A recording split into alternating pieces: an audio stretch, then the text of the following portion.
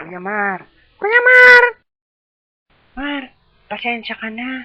Wala akong nabiling dahon ng bayabas. Kung magpatulit ako, ay masakit at mahirap. Marami pa rin hindi tuloy dito. Magsabay-sabay na kayo. Anak, sana magpatuli ka na. Di ba masakit? Di ako matatakot. Magpapatuli na ako. Di mo naman kayang gawin. Susubukan.